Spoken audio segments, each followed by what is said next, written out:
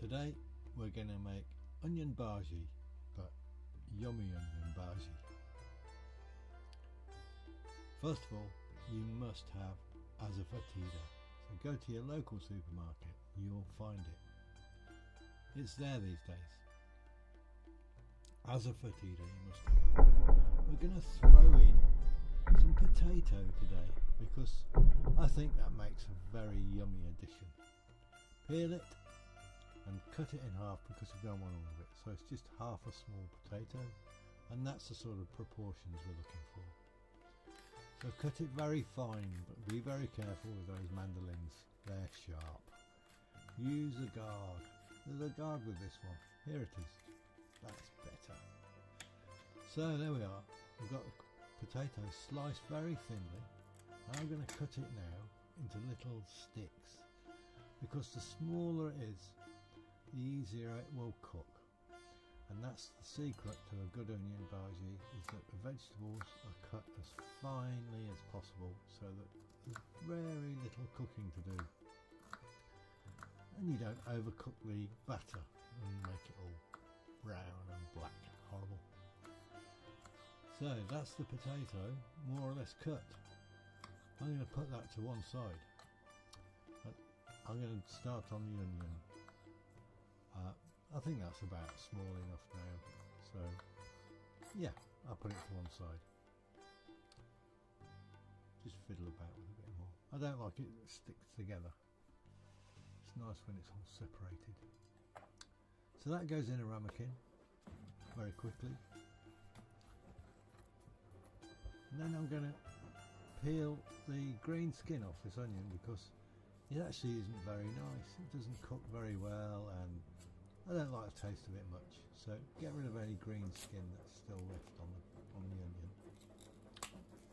Okay, so now after I've done that, I'm going to cut the onion in half and put it on the mandolin and get it as thin and thinly sliced as possible. I'm going to be careful with my fingers, so don't worry.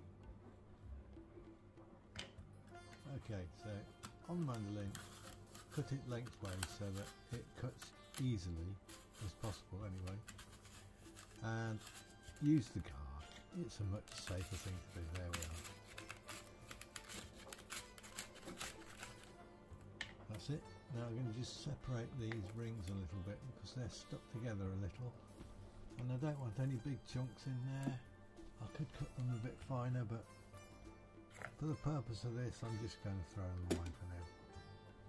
I'll use them later, I promise. So I'm going to do this one a bit quicker. There we are. That wasn't too bad, was it? And separate the rings again as much as possible. You want it to be all as separate as you can get it.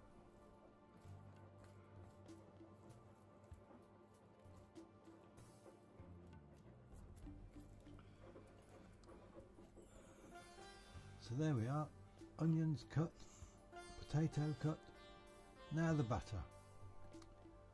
Gram flour, 3 tablespoons per onion of gram flour into a dry bowl,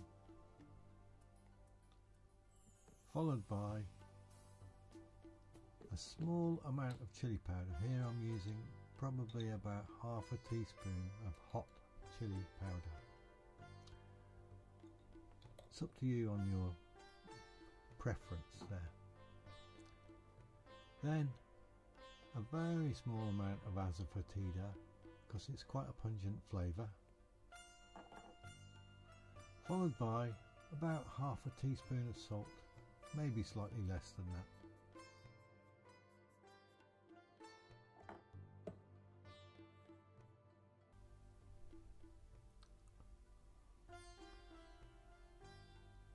Add water and stir it up nicely to make a nice smooth batter. I'll show you the consistency that we're looking for.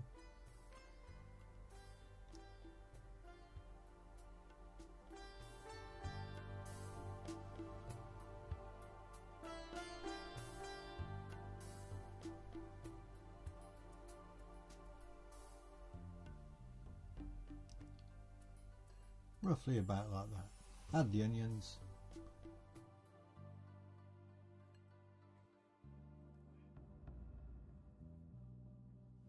Still stuck together a little bit here, so I'm just going to separate these strands of onion. You don't really want big clumps of onion everywhere. Add the potatoes. Stir it all up so that all the vegetables are coated with the batter.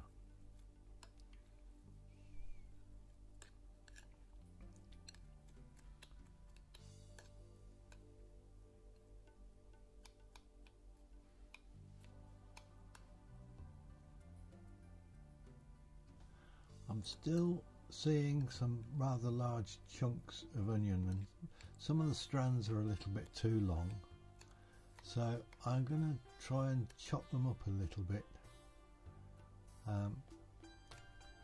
just to get them a bit more separate, because when you put it into a deep fryer you don't really want a great big bird's nest. You want a nice little clump of the mixture. So there they are, they're getting a little bit more separate now.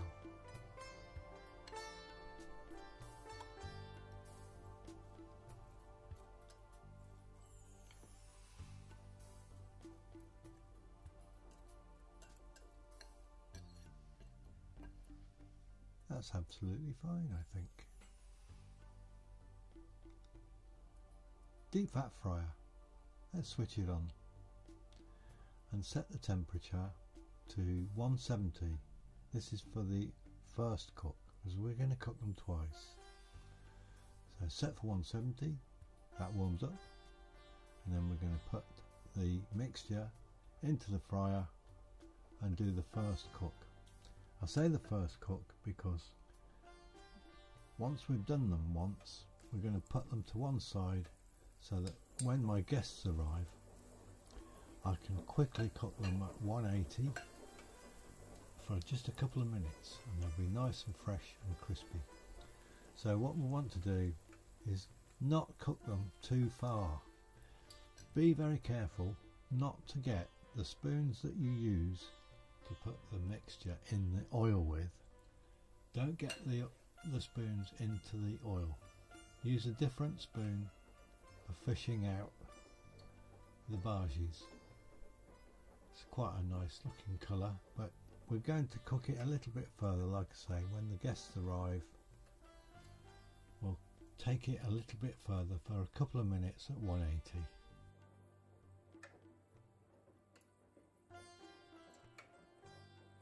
Don't overcrowd the oil. That's a big mistake. If you overcrowd the oil, the bhajis won't cook properly. You'll end up with it sticky.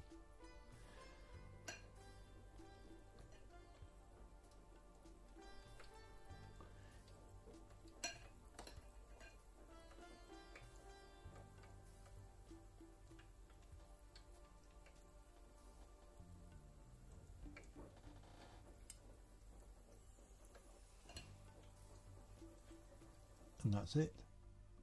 There they are, all ready. Cover it over and it's all ready for later.